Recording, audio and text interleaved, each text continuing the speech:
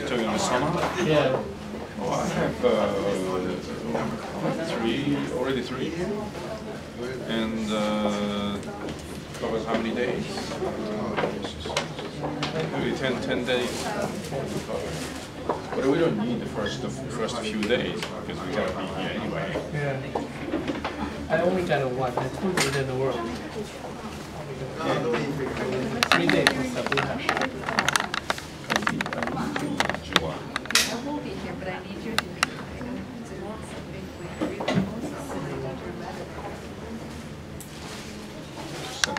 I can. Okay, Precision, let's go. All right. Good afternoon, everyone. My name is More. This is Inksu or Edison, Bangsu, Johnny or Chengye, Andrew. We are Team Precision.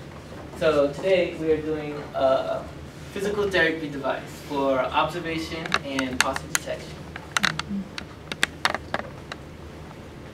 All right. So a problematic background. We know that there are certain patients that, with certain disorders such as Parkinson's disease who don't know their center of gravity. They throw themselves forward, they arch their backs, and they move their head forwards.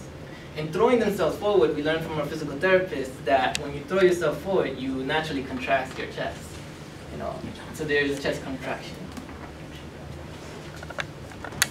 I also learned from other doctors that there are also psychological disorders that mimic these same effects, such as bipolar disorders. They alter a person's center of mass. So this device can actually be used as another application that way. An extended application of this can also be introduced into sports, such as any dance sport, martial arts, any sports requiring balance, and even golf. Right. We would like to help our patients using two different sensors. So we'd like to use our accelerometer so we can tell the pitch angle when our patient starts moving forward. And we'd like to use a flex sensor to see when our patient contracts their chest or expands their chest. We will get this reading when our patient changes their angle. On the changes of our angle, we'll get a varying voltage output from our accelerometer chip. And from this varying voltage, this will be read into our Arduino chip, and it will be processed as the change in posture. Later, this can be used for later analysis by doctors, physical therapists, and medical technicians. This data will help to support the next therapeutic move and the patient's condition. Currently on the market, the only other technology that is similar to this uses motion sensor cameras. The problem with this is that motion sensor cameras, they can only be used in a lab and they have to be calibrated. Usually you would have probably 8, 12, or 20 motion sensor cameras. The motion sensor cameras cost about $250 a pop. So you multiply that by 12, 20, 8, that gets very expensive. Our device is unique because our device stores the information.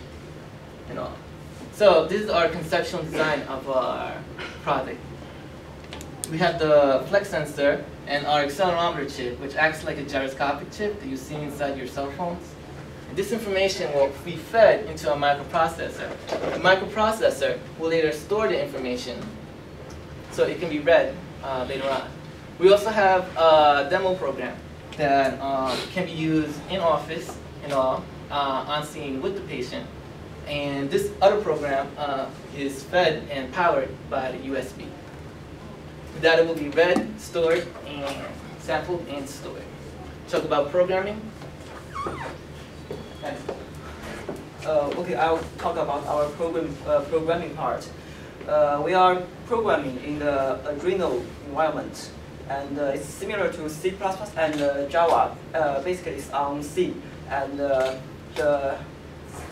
sender data is interpreted and program defined. Sensor data. This is the diagram of a program. Actually, the microprocessor receives the signals from the accelerometer and the flex sensor, And after processing, there are two parts of the program. One is the demo program. It will directly show the output of on the PC, and another way is to store them in the SD card, and later on, maybe after a couple of days, analyze this data on the doctor's PC. And our program rate is the sensors are DC power supply, and the Arduino board is baud rate is 900 and 600, and it means 2 Hertz. And the SD card SPI mode is about 960, 600, 9,600. It's 1/4 that rate. 4. Now you sample you do 2 samples per second? Yes. Yes. Okay, previous group did 15. 15 No, samples. we think that is too much. That is We don't have to. way too much. Yeah. We even spoke with the doctor. That's Doctor a complete more than waste happy. of the capacity of the SD card. I agree. Go ahead. Yeah, not here. Okay, I will talk about the implementation of our project.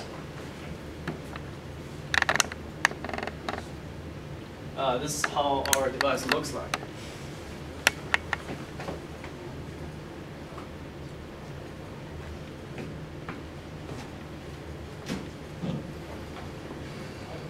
As you can see, it's a small black box, and you can fix it on the back of our patients.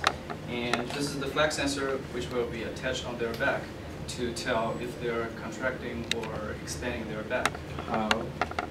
How you attach? We are going to use something like We will tape it.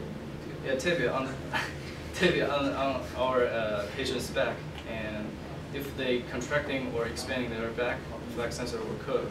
And There's no fixed size for a patient's back. Some people have a bigger back, some people have a smaller back. The same thing is done with heart monitors. Are you going to attach it directly to the skin? Hopefully we don't have to attach it directly to the skin, but it has to be a very tight shirt, a very tight undershirt. Right. Otherwise, Otherwise, it will be too loose clothes will not give the bending. Correct. And this is the inside of our box. Here we put the Arduino Uno board here, and this is the flex sensor outside the box, and the accelerometer is fixed on the breadboard. And we use several capacitors to stabilize our signals sent from the flex sensor and the power supply. Flex sensor is in the box. No. It is connected into the box, Connected but it to is the box. Yeah. But it is outside the box. And if you look at the side of the box, it looks like this. This is the Arduino board. There's a battery pack put under the breadboard, and the accelerometer is above the breadboard. And we put the flex sensor outside of the box. For the accelerometer, we're using ADXL335. It has 3-axis output as X, Y, Z 3-axis, and it requires a power input at about 3.3 volts. It gives us output signal between minus 3G to positive 3G, which will be indicated by the voltage in analog signal. And we're using the flex sensor. We're using a voltage divider circuit, and we measure the corresponding resistance of the flex sensor, so we can tell how much the flex sensor is being curved. That's the equation for the voltage divider. And we're using the Arduino board. We're using the 0, 1, 2, 3, 4 analog inputs. First 3 is for the accelerometer, and the last one is for the flex sensor. And we're using the 3.3 volts voltage output pin to supply our devices. Next, we're using the SD card to store our data. Our SD card is 1 gigabyte, and it have to be a not SDHC card because our shield is very old. It does not support that standard, and it is cheap. This is the SD card shield installed on our board. It supports also standard SD card or the micro SD card, but we're using the standard SD card. This is how the pin is defined for the shield. It is using the digital.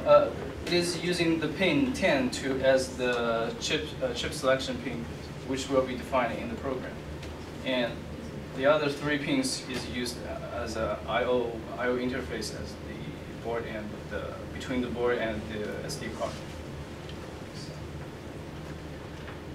This is the schematic of our device.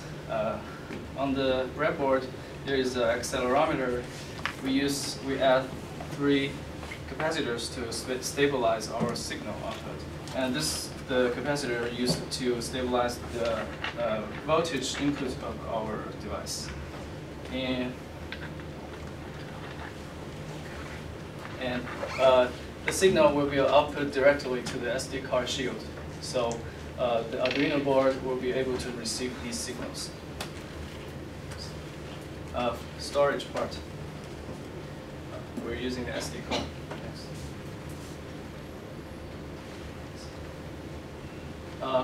To save our records, we're using 4 variables. These 3 variables is for the accelerometer, corresponding to the 3 axes, and this variable is used to save the data of the flex sensor.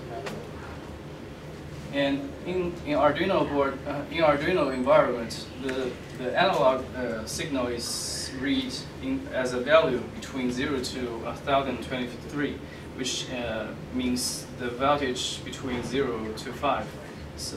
So to record this data, we have to use 2 bytes for it because it's larger than 255. So for each axis, we're using 16 bits to record that data. So totally, we're using 64 bits for every record. And if you calculate that, we're sampling the record twice a second. So totally, for a week, the capacity cost will be 9.23 megabytes. So that is more than enough. We're using the We're using the battery pack to make our device mobile. The battery pack will directly send the power supply to the Arduino board, and the board will drive other devices. Okay. The last part is our demo part. We can. Okay. All right.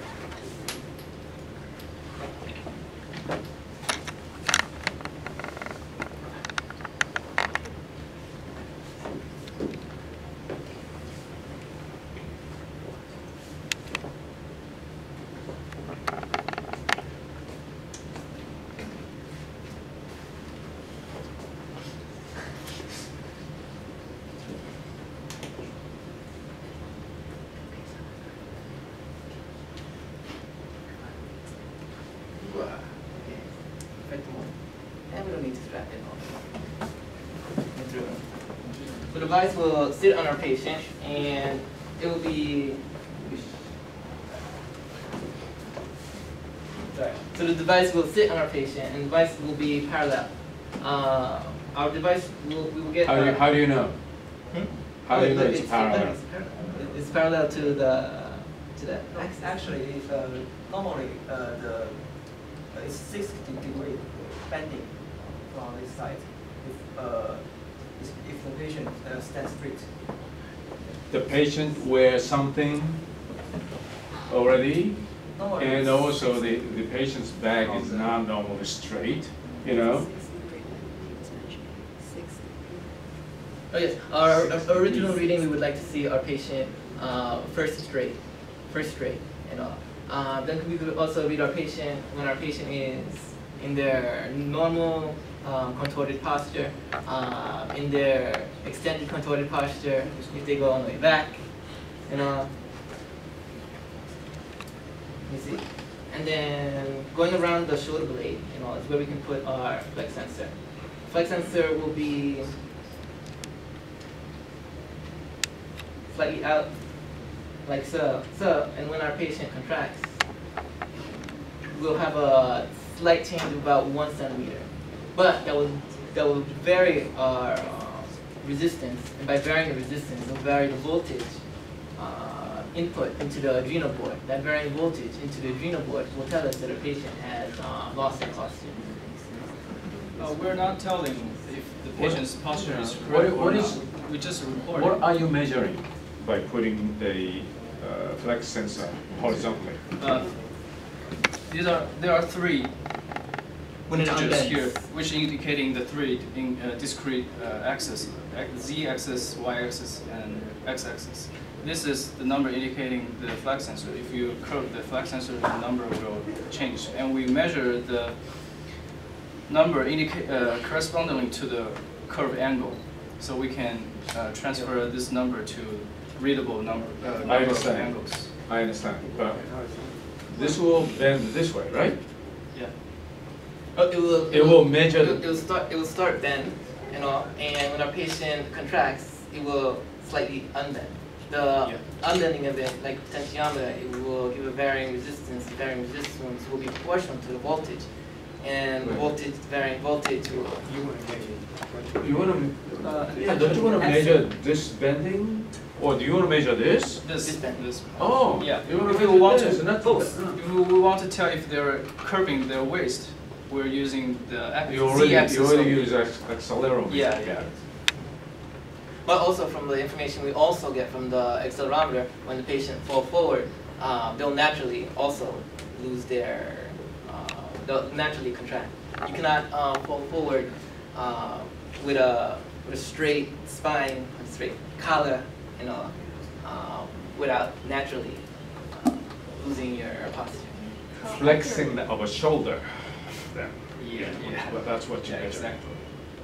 Yes. The shoulder blade. Now, again, each person's the body shape is different, Correct. and what the person wear is different. Yeah. We just record the data and the analyze is Okay, analyze. So it's all relative to, the patients. right, so don't you need calibration? The student's normal value have to Yeah, be? perhaps because since we're not done with our the analyze program, if we make it perfect, we have to calibrate the for different patients.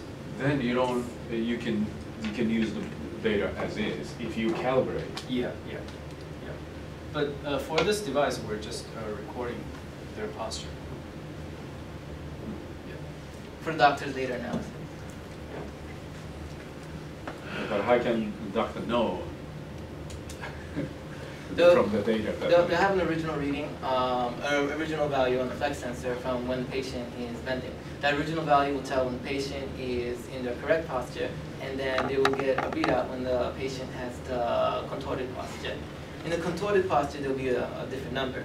So for every patient, there will be a different number that is good posture and bad posture. The idea would be to record data. This Is wouldn't flex sensor linear? Yes. What do you mean by linear?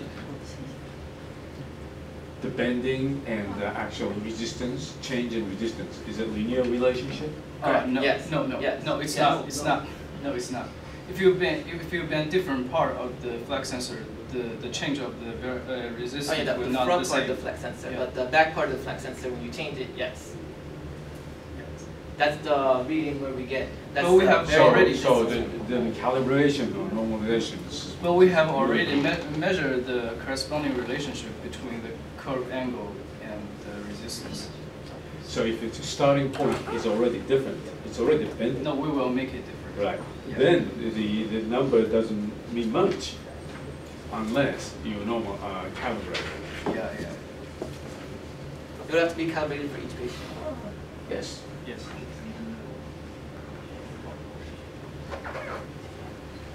More questions? After this.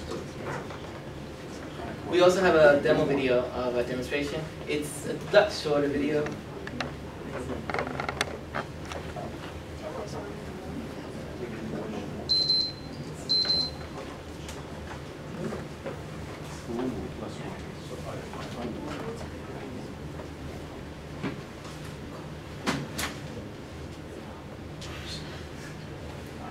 Wrong direction. Okay, so with the volume.